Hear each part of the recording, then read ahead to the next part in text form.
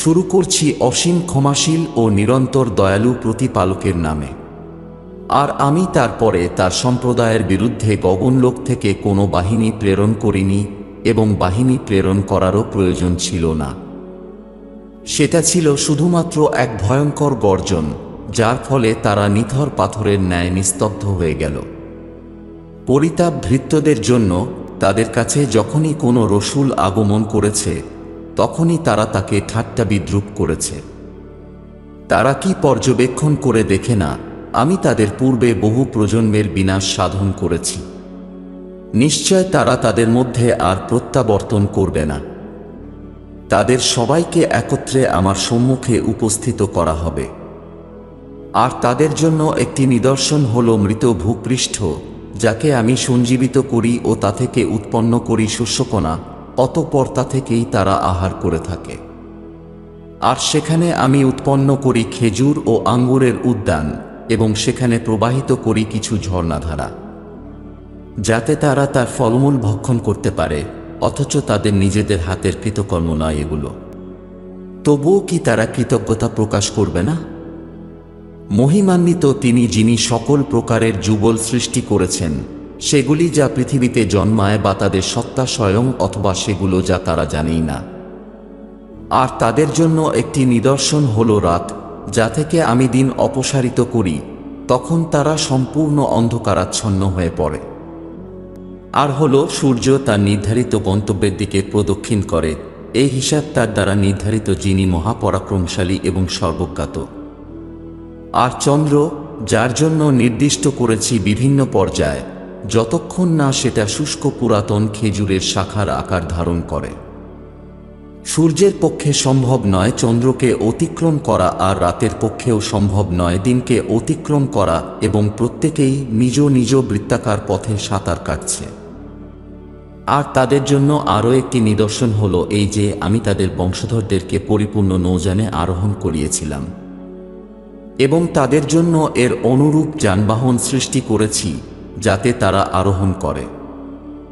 আর আমি ইচ্ছা করলে তাদেরকে নিমজ্জিত করতে পারি, সেই অবস্থায় না তাদের আর্তনাদে কেউ সাড়া দেবে আর না তারা পরিত্রাণ পাবে, যদি না তারা আমার কাছ থেকে সৌভাগ্যশালীদের অন্তর্ভুক্ত হয় এবং একটি নির্দিষ্ট সময় পর্যন্ত পার্থিব আশীর্বাদ ভোগ করে। আর যখন তাদেরকে বলা হয় যা তোমাদের সম্মুখে ও তোমাদের পশ্চাতে রয়েছে সে ব্যাপারে ভীত সন্ত্রস্ত থাকো, যাতে তোমাদের উপর করুণা প্রদর্শিত হয়। আর যখনই তাদের পালনকর্তার নিদর্শনাবলীর কোনো প্রমাণ তাদের কাছে অবতীর্ণ হয়, তখনই তারা তা থেকে মুখ ফিরিয়ে নেয়। আর যখন তাদেরকে বলা হয় আল্লাহ তোমাদেরকে যে জীবন জীবিকা প্রদান করেছেন তা থেকে প্রভুর পথে ব্যয় করো, তখন অবিশ্বাসীরা আস্থাশীলদের বলে, যাকে প্রতিপালক ইচ্ছা করলে অন্নদান করতে পারতেন তাকে আমরা কি অন্নদান করব? তোমরা তো স্পষ্ট বিভ্রান্তিতে লিপ্ত রয়েছ। আর তারা বলে, তোমরা যদি সত্যবাদী হয়ে থাকো তবে বলো, এই সুনিশ্চিত প্রতিশ্রুতি কখন পূর্ণ হবে? তারা কেবল একটি ভয়ঙ্কর গর্জনের অপেক্ষায় রয়েছে যা তাদেরকে নিজের আয়ত্তে নিয়ে নেবে, যখনই এই মানুষরা নিজেদের মধ্যে বাকবিতণ্ডা করবে। তারা তখন শেষ ইচ্ছাপত্র করতে সমর্থ হবে না এবং নিজেদের পরিবার পরিজনদের কাছে প্রত্যাবর্তনও করতে পারবে না। আর যখন সিংহায় ফুৎকার দেওয়া হবে, তখন তারা সমাধি থেকে ছুটে আসবে এবং তাদের প্রতিপালকের দিকে দৌড়তে থাকবে। তারা বলবে, হায় দুর্ভোগ আমাদের! আমাদেরকে আমাদের নিদ্রাস্থল থেকে কে জাগিয়ে তুলল? এটিই তা যার প্রতিশ্রুতি তো দয়াময় পালনকর্তা দিয়েছিলেন, এবং রসূল আলাইহিস সালামগণ সত্যই বলেছিলেন। শুধুমাত্র একটিবার ভয়ঙ্কর গর্জন হবে, তারপর প্রত্যেককেই আমার সম্মুখে হাজির করা হবে। সুতরাং আজ কারো প্রতি কোনো অবিচার করা হবে না, এবং তোমরা যে কর্মকাণ্ড করতে শুধু তারই প্রতিফল দেয়া হবে। নিঃসন্দেহে আজ স্বর্গবাসীগণ আনন্দ উল্লাসে মগ্ন থাকবে। তারা ও তাদের স্ত্রীগণ সুশীতল ছায়ায় সুসজ্জিত আসনে হেলান দিয়ে উপবেশন করে থাকবে। সেখানে তাদের জন্য ফলমূল মজুদ থাকবে এবং তাদের জন্য সমস্ত রকম কাঙ্ক্ষিত বস্তু থাকবে। পরম দয়ালুর পক্ষ থেকে সাদর সম্ভাষণ জ্ঞাপন করা হবে। আর হে অপরাধীরা, তোমরা আজ পৃথক হয়ে যাও। হে আদম সন্তান, আমি কি তোমাদেরকে নির্দেশ প্রদান করিনি যে তোমরা শয়তানের সান্নিধ্য অর্জন করো না, কারণ সে তোমাদের প্রকাশ্য শত্রু।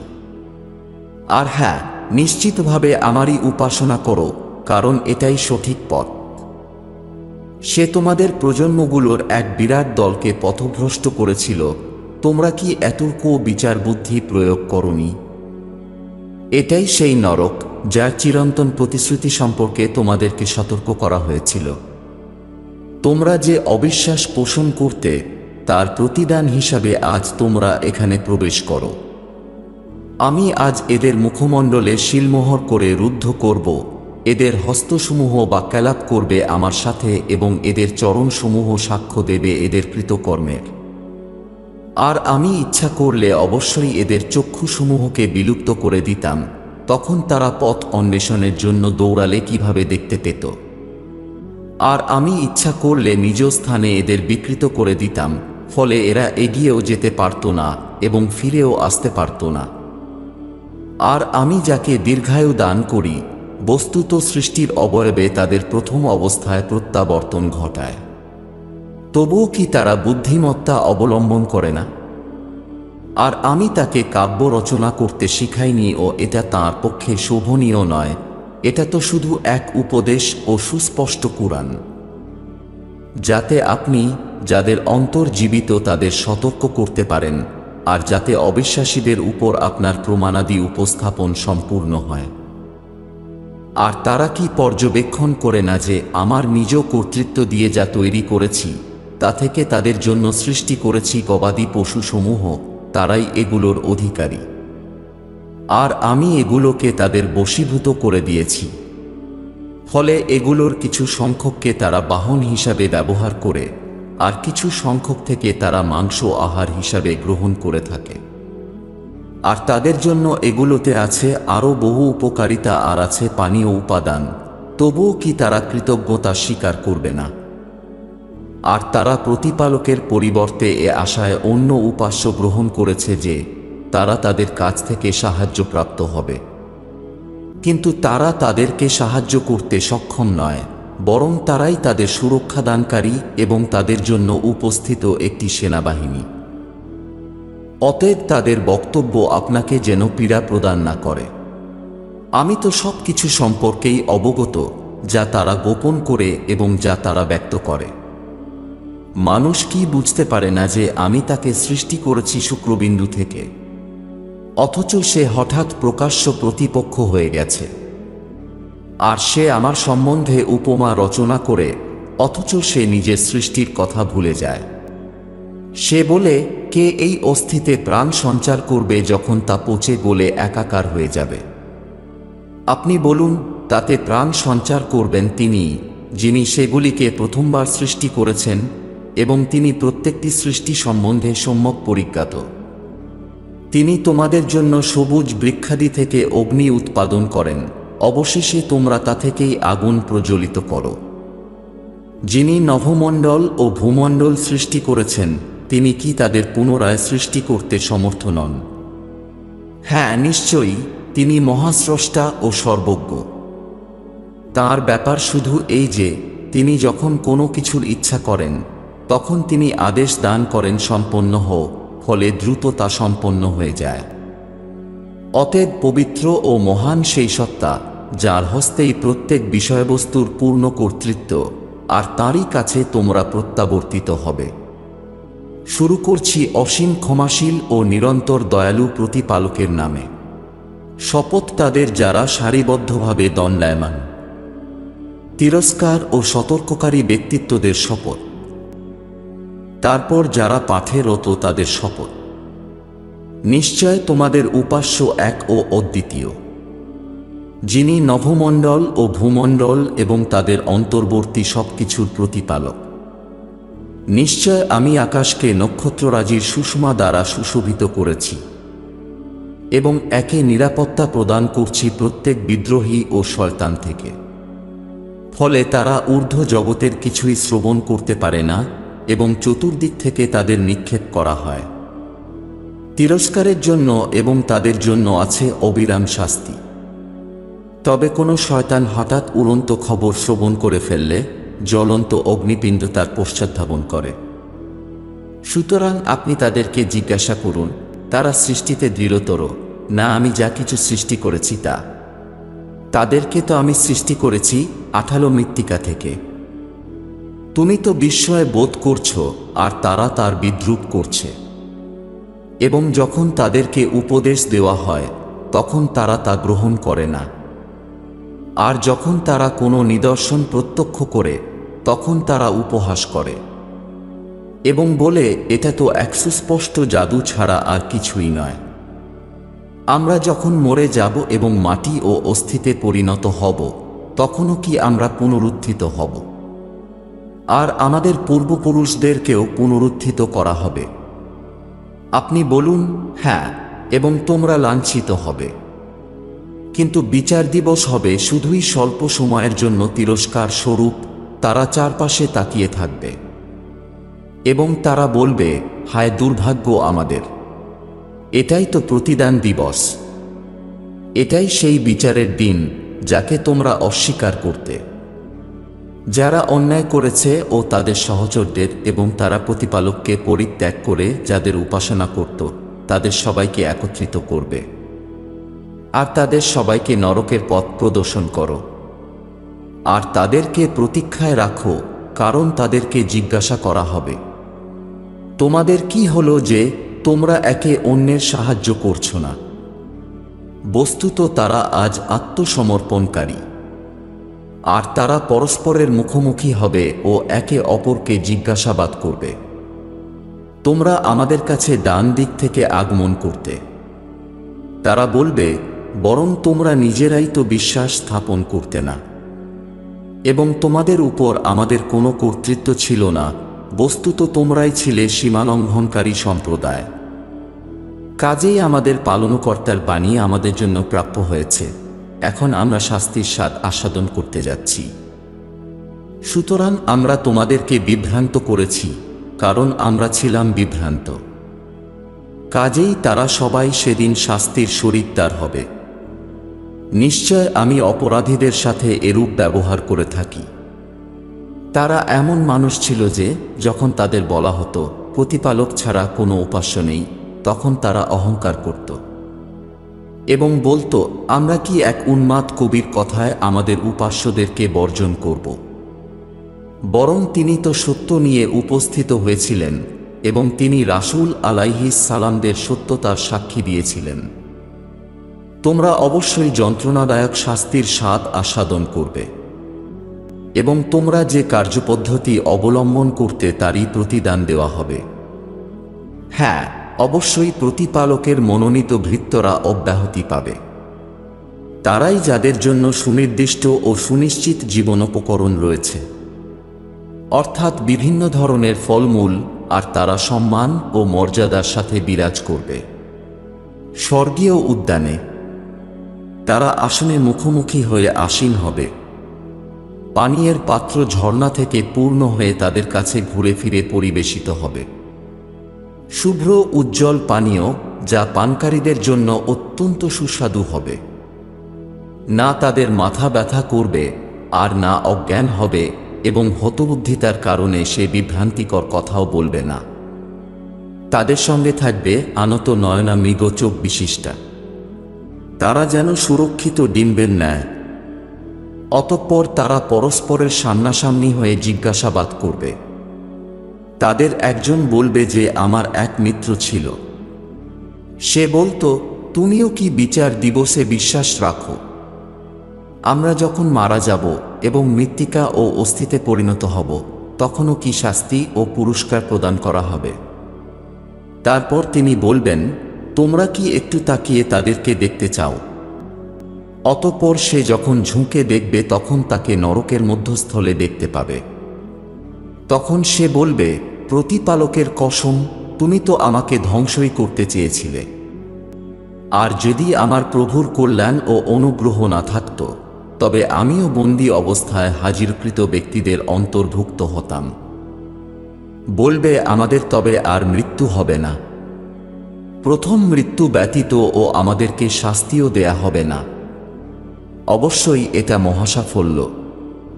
এরূপ সাফল্যের জন্য সুকর্মকারীদের উচিত এমন কর্ম করা। এই আপ্যায়ন উত্তম না ওই জাকুম গাছ? অত্যাচারীদের জন্য পরীক্ষাস্বরূপ আমি এটা সৃষ্টি করেছি। নরকের সুগভীর তলদেশ থেকে উদগত একটি বৃক্ষ। এর কুঁড়িগুলো যেন শয়তানের মাথার ন্যায়। নরকবাসীরা তা থেকে আহার গ্রহণ করবে ও নিজ নিজ উদরপূর্ণ করবে। তদুপরি তাদের জন্য থাকবে ফুটন্ত জলের মিশ্রণ। তারপর তাদের প্রত্যাবর্তন নরক অভিমুখেই হবে। এই মানুষরা নিজেদের পূর্বপুরুষদেরকে বিভ্রান্ত পেয়েছিল, অতঃপর তাদের পদাঙ্ক অনুসরণে ধাবিত হয়েছিল। আর অবশ্যই তাদের পূর্ববর্তীদেরও বেশিরভাগ বিপদকামী হয়েছিল। আর নিশ্চিতভাবে আমি তাদের মধ্যে সতর্ককারী প্রেরণ করেছিলাম। কাজেই খেয়াল করুন যাদেরকে সতর্ক করা হয়েছিল তাদের পরিণাম কি হয়েছিল। তবে প্রতিপালকের একনিষ্ঠ ভৃত্যদের বিষয়ে এরূপ নয়। আর প্রকৃতপক্ষে নূহ আলাইহিস সালাম আমাকে আহ্বান করলেন, অতঃপর আমি কত উত্তম সাড়াদানকারী। আর তাকে ও তার পরিবারবর্গকে আমি মহাসংকট থেকে উদ্ধার করেছিলাম। আর তার বংশধরদেরকেই বংশ পরম্পরায় আমি বিদ্যমান রেখেছি। আর আমি পরবর্তী প্রজন্মদের মধ্যে তার জন্য সুখ্যাতি অবশিষ্ট রেখেছি। সমগ্র সৃষ্টি জগতে নূহ আলাইহিস সালামের প্রতি শান্তি বর্ষিত হোক। নিশ্চয় আমি সৎকর্মশীলদেরকে এভাবেই পুরস্কৃত করে থাকি। নিশ্চয় তারা আমার বিশ্বস্ত ভৃত্যদের অন্যতম ছিল। তারপর অন্য সকলকে আমি নিমজ্জিত করেছিলাম। আর নূহ আলাইহিস সালামের শিয়াদের মধ্যে ছিলেন ইব্রাহিম আলাইহিস সালাম। যখন তিনি তার প্রভুর সান্নিধ্যে বিশুদ্ধ চিত্তে উপস্থিত হয়েছিলেন, যখন তিনি তার পিতা ও তার সম্প্রদায়কে জিজ্ঞাসা করেছিলেন, তোমরা কোন জিনিসের উপাসনা করো? তোমরা কি প্রতিপালকের পরিবর্তে অলিক মিথ্যা উপাস্যগুলো কামনা করো? সমস্ত বিশ্বের পালনকর্তা সম্পর্কে তোমরা কি মনে করো? অতঃপর তিনি তারকা রাজির দিকে একবার পর্যবেক্ষণ করলেন এবং বললেন, আমি অসুস্থ হতে চলেছি। কাজেই ওই লোকেরা মুখ ফিরিয়ে নিয়ে তার কাছ থেকে চলে গেল। পরে তিনি চুপি চুপি তাদের উপাস্যগুলোর কাছে গেলেন এবং বললেন, তোমরা খাদ্য গ্রহণ করছো না কেন? তোমাদের কি হয়েছে যে তোমরা কথাও বলো না? অতঃপর তিনি তাদের উপর ডান হস্ত দ্বারা সবলে আঘাত হানলেন। তখন ওই লোকগুলো তার দিকে ছুটে আসলো। তিনি বললেন, তোমরা নিজেরা যাদেরকে খোদাই করে নির্মাণ করো, তোমরা কি তাদেরই উপাসনা করো? অথচ প্রতিপালকই তোমাদেরকে ও তোমরা যা তৈরি করো তাদেরও সৃষ্টি করেছেন। তারা বলল, তার জন্য এক অগ্নিকুণ্ড তৈরি করো, তারপর একে জ্বলন্ত আগুনে নিক্ষেপ করো। এভাবে তারা আপনার বিরুদ্ধে চক্রান্তের সংকল্প করেছিল, কিন্তু আমি তাদেরকেই অপদস্থ করে দিলাম। তিনি বললেন, আমি আমার প্রতিপালকের দিকে ধাবিত হলাম, তিনি আমাকে অবশ্যই পথ প্রদর্শন করবেন। হে আমার প্রভু, আমাকে এক সৎকর্মপরায়ণ সন্তান দান করুন। আমি তাকে এক নম্র ও সহিষ্ণু পুত্রের সুসংবাদ দিলাম। অতঃপর তিনি যখন তার পিতার সাথে চলাফেরা করার মতো বয়সে উপনীত হলেন, তখন তিনি বললেন, হে আমার পুত্র, আমি স্বপ্নে দেখলাম তোমাকে আমি প্রতিপালকের উদ্দেশ্যে উৎসর্গ করছি। এখন তোমার অভিমত কি বলো? তিনি বললেন, হে আমার পিতা, আপনি যা আদেশপ্রাপ্ত হয়েছেন সেটাই পালন করুন। প্রতিপালকের ইচ্ছায় আপনি আমাকে ধৈর্যশীলদের মধ্যে পাবেন। অতঃপর যখন তারা উভয়ে আনুগত্য প্রকাশ করলেন এবং পিতা তার পুত্রকে উপুড় করে শায়িত করলেন, তখন আমি তাকে ডেকে বললাম, হে ইব্রাহিম আলাইহিস সালাম, আপনি স্বপ্ন বাস্তবায়ন করেছেন, এভাবেই আমি সুকর্মকারীদেরকে পুরস্কৃত করে থাকি। প্রকৃতপক্ষে এটি একটি প্রকাশ্য অগ্নি পরীক্ষা ছিল। আর আমি তাকে এক বড় বলিদানের বিনিময়ে মুক্ত করলাম। আর আমি তার জন্য পরবর্তী প্রজন্মদের মধ্যে সুনাম ও সুখ্যাতি রেখে দিয়েছি। ইব্রাহিম আলাইহিস সালামের উপর শান্তি বর্ষিত হোক। আমি এইভাবেই সৎ কর্মশীলদের পুরস্কৃত করি। নিশ্চয় তিনি আমার বিশ্বস্ত ভৃত্যদের অন্তর্ভুক্ত ছিলেন এবং আমি তাকে ইসহাক আলাইহিস সালামের সুসংবাদ প্রদান করেছিলাম, যিনি সৎকর্মশীল ভৃত্যদের মধ্য থেকে একজন নবী হবেন।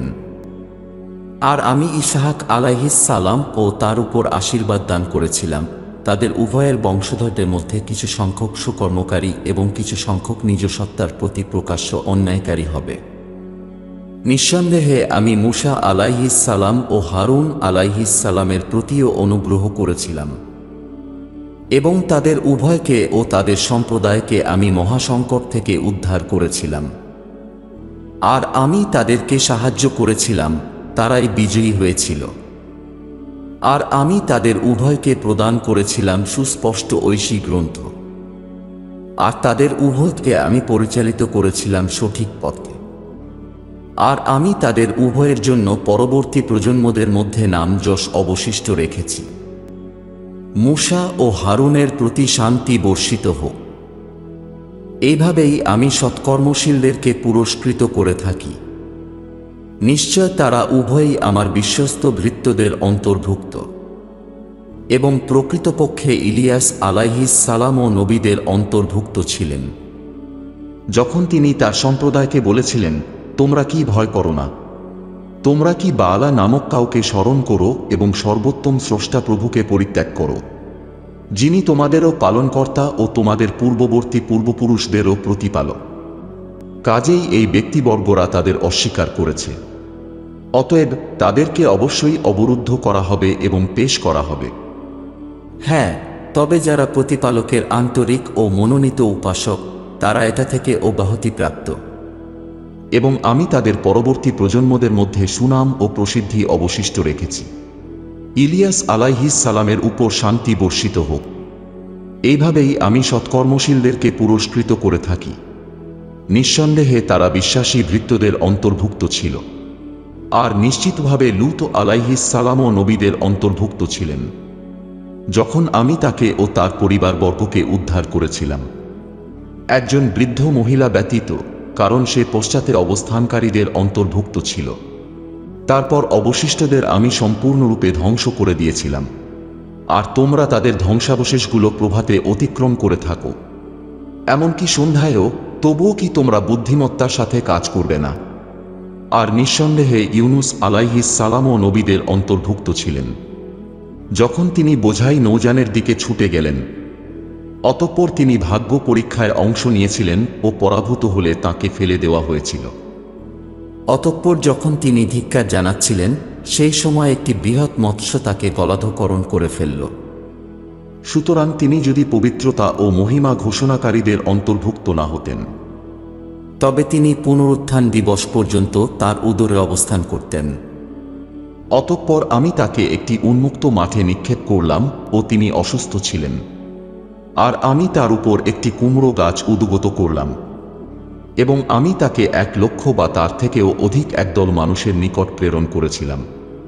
অতঃপর যখন তারা বিশ্বাস স্থাপন করল, তখন আমি তাদেরকে একটি নির্দিষ্ট সময়ের জন্য জীবনোপভোগ করার অনুমতি দিয়েছিলাম। তাদের শুধু জিজ্ঞাসা করুন যে তোমাদের পালনকর্তার জন্য রয়েছে কন্যা সন্তান আর তোমাদের নিজেদের জন্য রয়েছে পুত্র সন্তান। আমি কি প্রভুর দূতদের নারী রূপে সৃষ্টি করেছি? এবং তারা প্রত্যক্ষ করেছিল। সচেতন থাকুন যে তারা মনগড়া মিথ্যা বলে। যখন তারা বলে যে পালনকর্তার সন্তান আছে, বস্তুত তারা অবশ্যই মিথ্যাবাদী। প্রতিপালক কি পুত্রদের চেয়ে কন্যাদের অগ্রাধিকার দিয়েছেন? তোমাদের হলোটা কি? তোমরা কিরূপ বিচার করো? তোমরা কি এতটাও অনুধাবন করতে পারো না? তোমাদের নিকট কি কোনো উপযুক্ত কারণ আছে? যদি তোমরা সত্য হয়ে থাকো, তাহলে তোমাদের নিজস্ব নথিপত্র উপস্থাপন করো।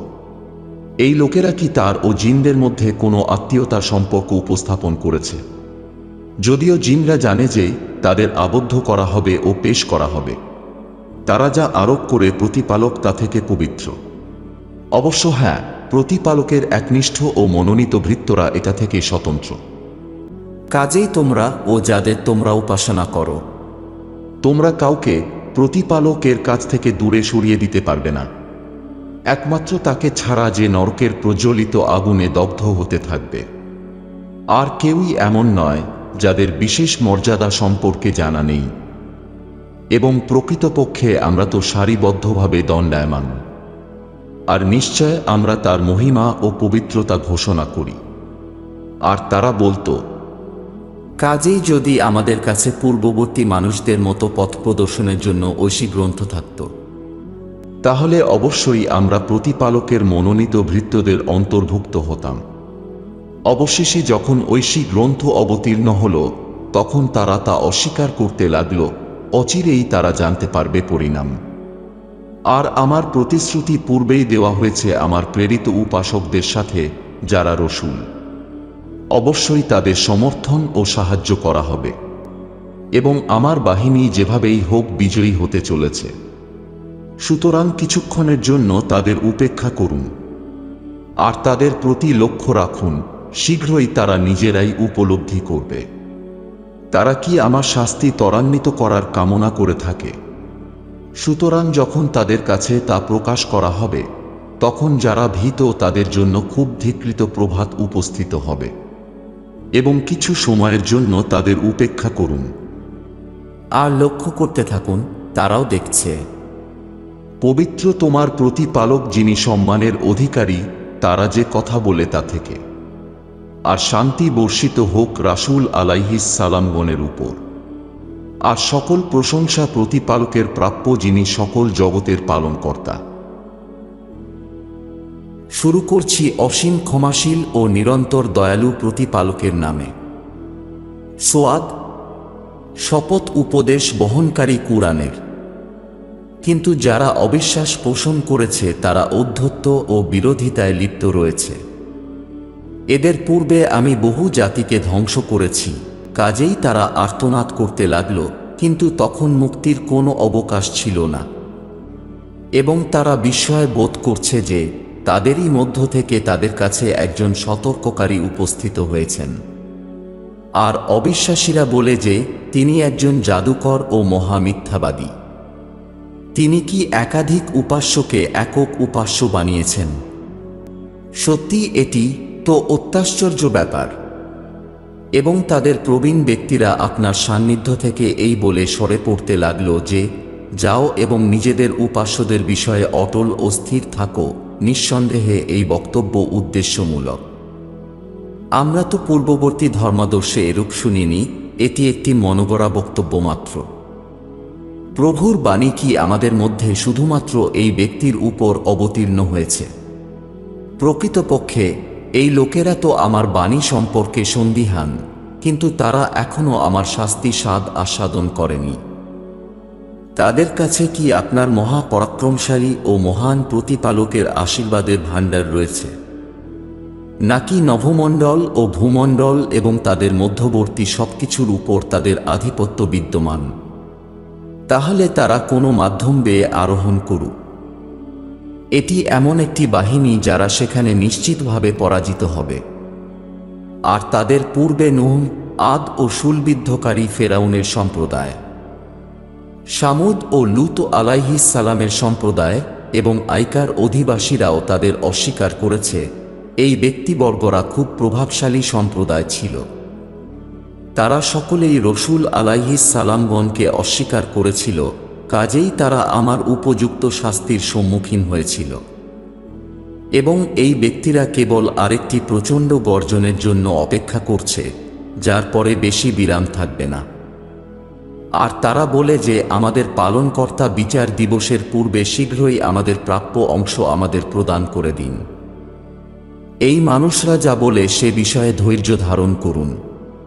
আর আমার উপাসক দাউদ আলাইহিস সালামের কথা স্মরণ করুন, যিনি নিঃসন্দেহে শক্তিশালী ছিলেন, তবুও তিনি সর্ববিষয়ে অভিমুখী ছিলেন।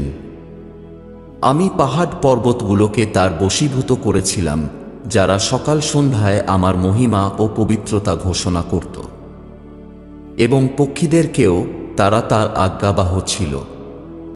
আর আমি তার সাম্রাজ্যকে শক্তিশালী করেছিলাম এবং তাকে প্রজ্ঞা, বিচক্ষণতা ও মীমাংসাকারী বাগ্মিতা প্রদান করেছিলাম। আপনার কাছে বিবাদমান মানুষদের বৃত্তান্ত পৌঁছেছে কি? যখন তারা প্রাচীর টপকে উপাসনাস্থলের মিহরাবের মধ্যে প্রবেশ করেছিল, যখন তারা এইভাবে প্রবেশ করে দাউদ আলাইহিস সালামের নিকট উপস্থিত হল, তখন তাদের কারণে তিনি ভীত হয়ে পড়লেন। তারা বলল, ভীত হবেন না, আমরা দুই বিবাদমান পক্ষ, আমাদের মধ্যে এক পক্ষ অন্যের উপর সীমা লঙ্ঘন করেছে, অতএব আপনি আমাদের মধ্যে ন্যায় বিচার করুন, আর অবিচার করবেন না, এবং আমাদেরকে সঠিক পথ প্রদর্শন করুন। এই ব্যক্তি আমার ভ্রাতা, তার ৯৯টি স্ত্রীভেড়া আছে আর আমার কাছে আছে মাত্র একটি, তবুও সে আমাকে এই একটি স্ত্রীভেড়া তাকে দিতে বলে এবং কথোপকথনে সে আমার প্রতি চোখ রাঙিয়ে প্রাধান্য বিস্তার করে। দাউদ বললেন, তোমার স্ত্রীভেড়াটিকে তার মাদি ভেড়াগুলোর সঙ্গে যুক্ত করার দাবি করে সে তোমার প্রতি অন্যায় করেছে।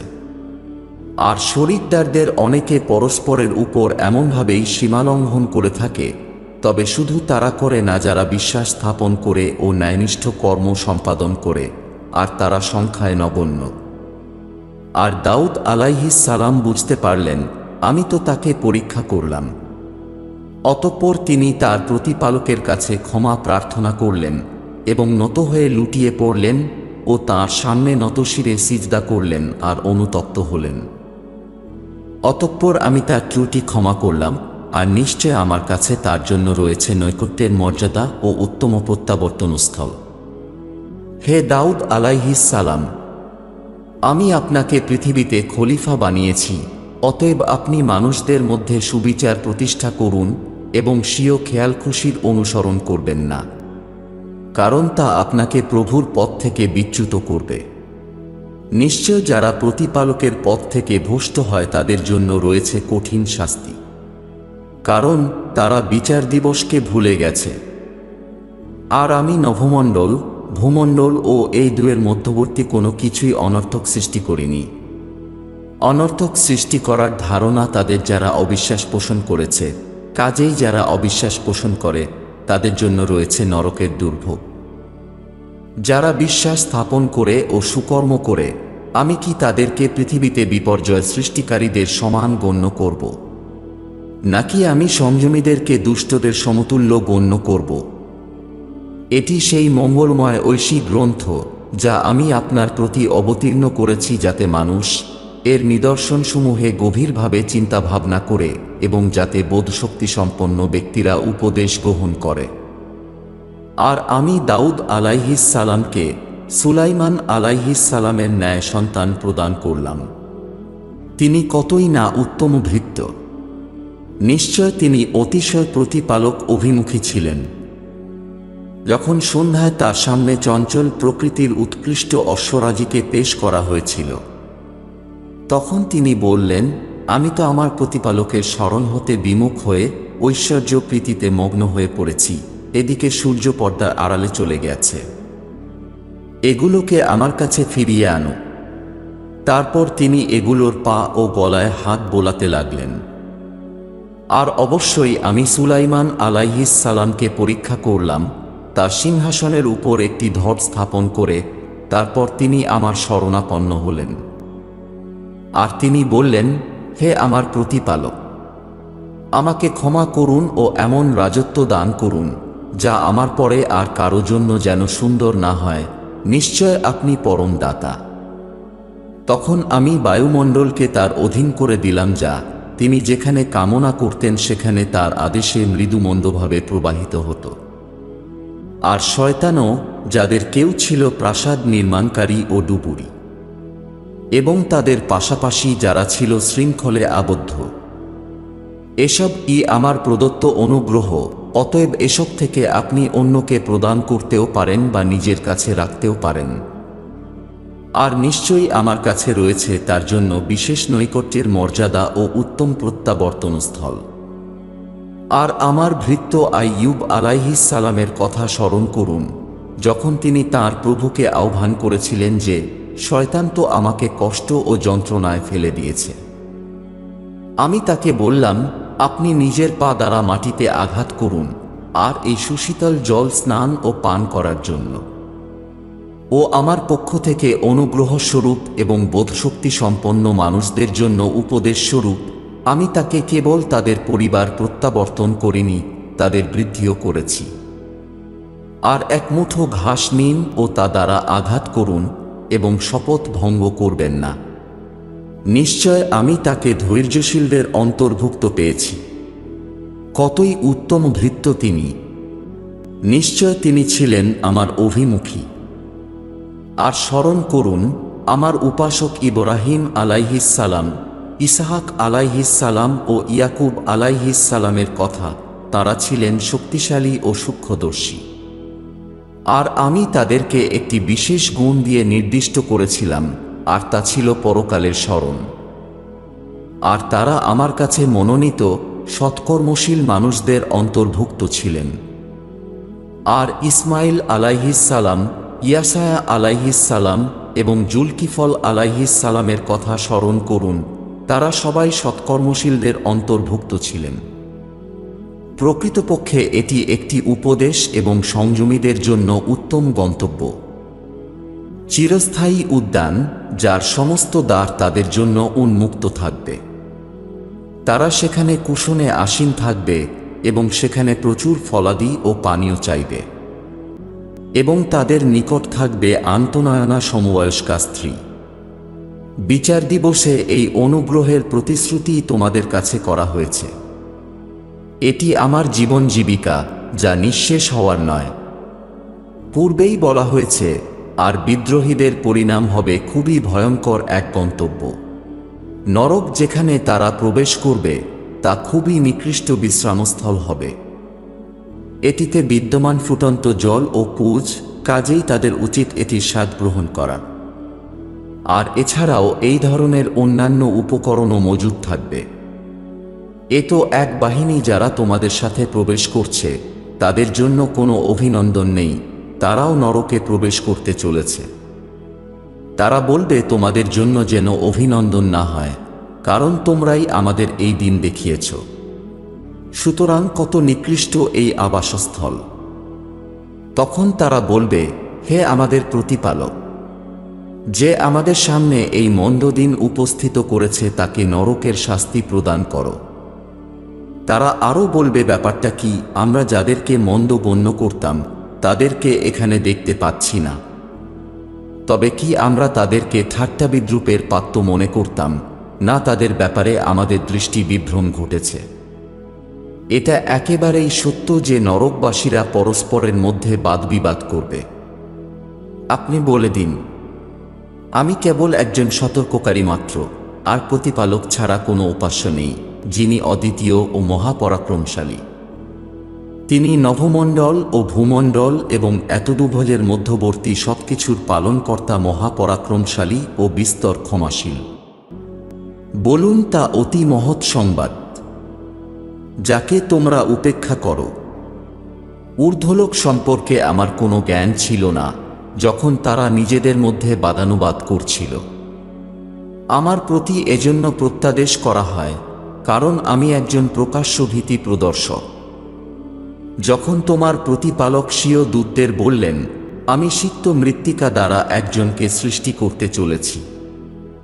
যখন আমি এটি প্রস্তুত করে ফেলব এবং আমার এক বিশেষ রূহ প্রতিস্থাপন করব, তখন তোমরা তার প্রতি নতশিরে সিজদারত হয়ে সম্মান জানাবে। কাজেই সমস্ত দূতরা নতশিরে সিজদা করল, ইবলিস ব্যতীত, কারণ সে অহংকারী হয়ে ওঠে ও অবিশ্বাসীদের অন্তর্ভুক্ত হয়। তিনি বললেন, হে ইবলিস, যাকে আমি আমার শক্তি ও সামর্থ্য দিয়ে সৃষ্টি করেছি, তার সামনে সিজদা করতে তোমাকে এমন কোন জিনিস বাধা দিল?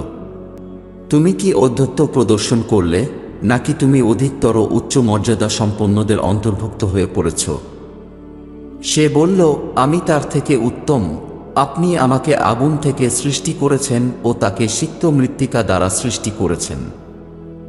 তিনি বললেন, তাহলে তুমি এখান থেকে বেরিয়ে পড়ো, কারণ তুমি নিশ্চিতভাবে বিতাড়িত। আর অবশ্যই বিচার দিবস পর্যন্ত আমার অভিশাপ থাকবে তোমার উপর।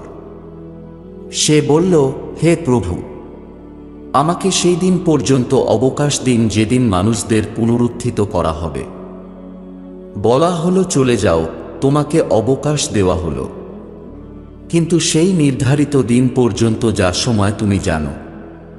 ইবলিস বলল, আপনার সম্মানের শপথ, আমি অবশ্যই সব মানুষকে বিভ্রান্ত করব, আপনার মনোনীত ও একনিষ্ঠ ভৃত্য ব্যতীত। তিনি বললেন, তবে এটাই সত্য আর আমি সত্যই বলে থাকি।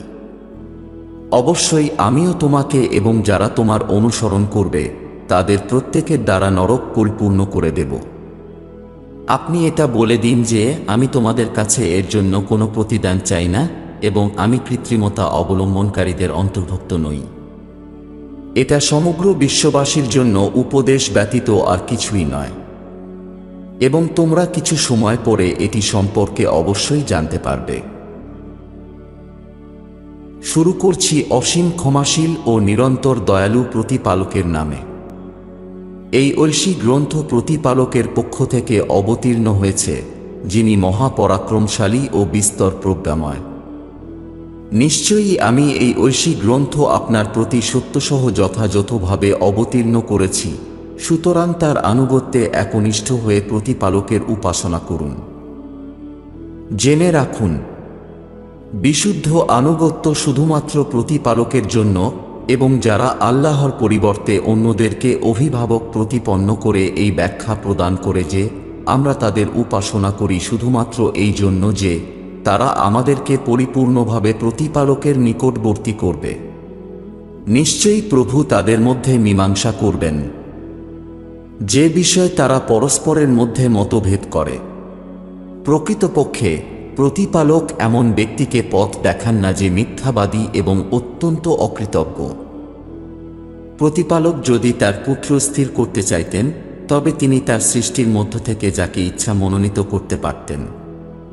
সেই প্রবল প্রতাপশালী প্রতিপালক তা থেকে মুক্ত, যিনি পবিত্রতম, সুমহান ও অদ্বিতীয়। তিনি নভমণ্ডল ও ভূমণ্ডলকে সত্যের সাথে সৃষ্টি করেছেন। তিনি রাতকে দিনের দ্বারা এবং দিনকে রাতের দ্বারা আচ্ছাদিত করেন, আর তিনি সূর্য ও চন্দ্রকে বশীভূত করেছেন যাতে প্রত্যেকটি একটি নির্দিষ্ট সময়ের জন্য স্থায়ী হয়। জেনে রাখো যে তিনি সর্বশক্তিমান ও বিস্তর ক্ষমাশীল। তিনি তোমাদের একই আত্মা থেকে সৃষ্টি করেছেন, তারপর একই উপাদান থেকে তার যুগল সৃষ্টি করেছেন। অতঃপর তোমাদের জন্য সৃষ্টি করেছেন ৮ জোড়া চতুষ্পদ জন্তু। তিনি তোমাদের পর্যায়ক্রমে সৃষ্টি করেন তোমাদের মাতৃগর্ভে ত্রিবিধ অন্ধকারে। একের পর এক সৃষ্টি রচিত হয় ত্রিস্তর বিশিষ্ট অন্ধকারাচ্ছন্ন পর্দায়। তিনিই আল্লাহ, তোমাদের পালনকর্তা, তারই সর্বময় কর্তৃত্ব, তিনি ছাড়া কোনো উপাস্য নেই। কাজেই তোমাদের কোথায় প্রত্যাবর্তন করানো হচ্ছে? যদি তোমরা অবিশ্বাস পোষণ করো তবে অবশ্যই জেনে রাখো তিনি তোমাদের মুখাপেক্ষী নন, আর তিনি তার ভৃত্যদের জন্য অকৃতজ্ঞতা সুলভ আচরণ পছন্দ করেন না। আর যদি তোমরা প্রতিপালকের প্রতি কৃতজ্ঞতা প্রকাশ করো তবে তিনি তা তোমাদের জন্যই পছন্দ করে থাকেন। আর একজন ভার বহনকারী অন্যের বোঝা বহন করবে না। অতঃপর তোমাদের সবারই তোমাদের পালনকর্তার কাছে প্রত্যাবর্তন করা হবে। তখন তিনি তোমাদেরকে অবহিত করবেন তোমরা যে কর্ম করতে, নিশ্চয় তিনি অন্তরের গোপন বিষয়াদি সম্পর্কে সম্যক অবগত। আর মানুষকে যখন দুঃখদৈন্য স্পর্শ করে তখন সে একাগ্র চিত্তে তার প্রভুর দিকে ফিরে যায় আর প্রতিপালককে স্মরণ করে।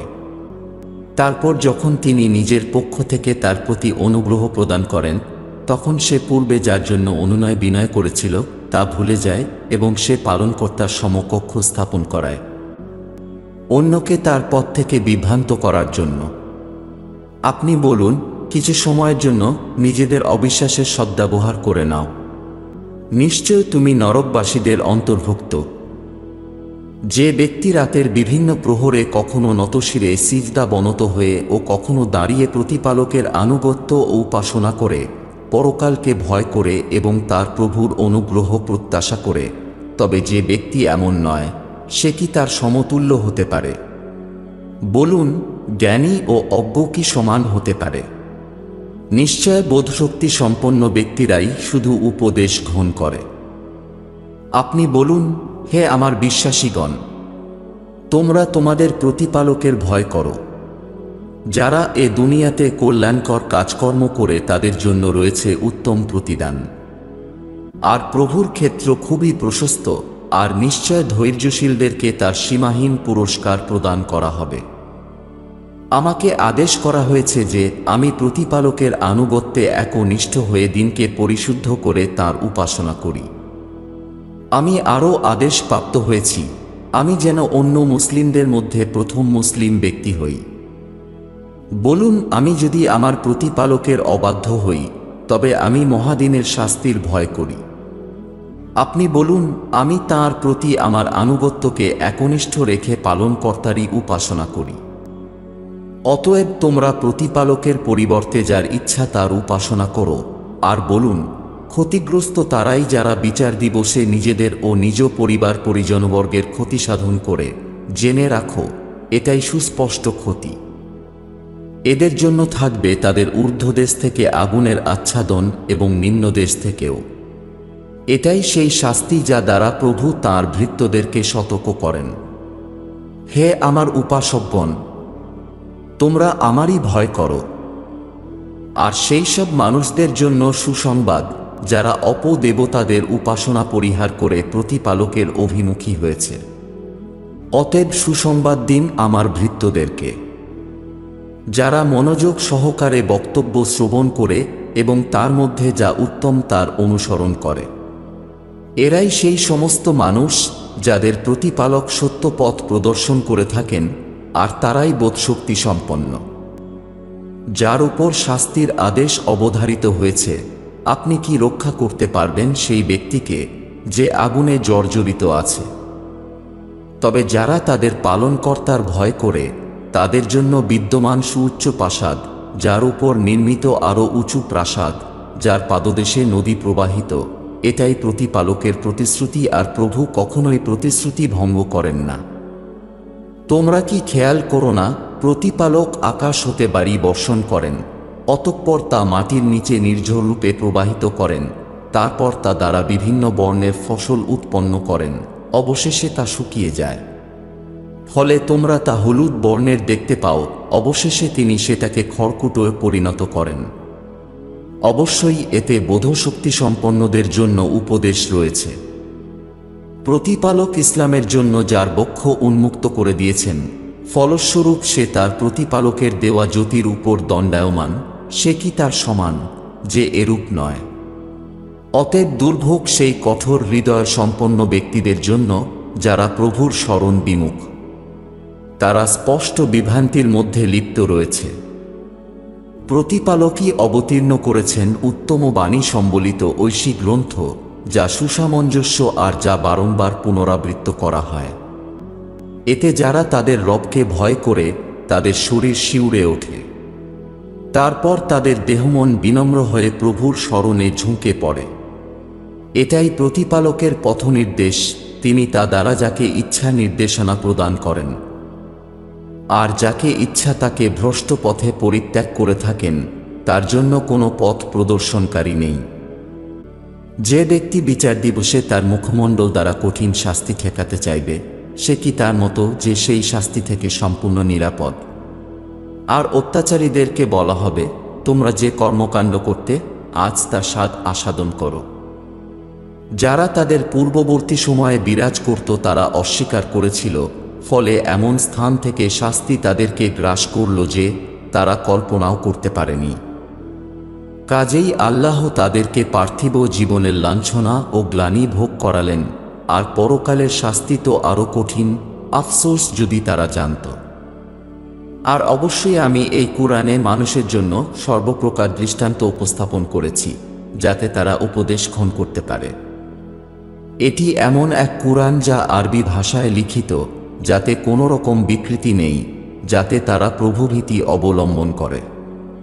প্রভু একটি দৃষ্টান্ত উপস্থাপন করছেন যে একটি কৃতদাসের একাধিক মন্দ স্বভাবের মালিক রয়েছে, অপরদিকে রয়েছে এমন এক কৃতদাস যে একক প্রভুর মালিকানাধীন। এ দুজনের অবস্থা কি সমান? সমস্ত প্রশংসা প্রতিপালকেরই, কিন্তু তাদের অধিকাংশই জানে না। আপনিও মরণশীল আর তারাও মরে যাবে। তারপর বিচার দিবসে নিশ্চয় তোমরা তোমাদের প্রতিপালকের সামনে পরস্পর বাকবিতণ্ডা করবে। إنا هديناه السبيل إما شاكرا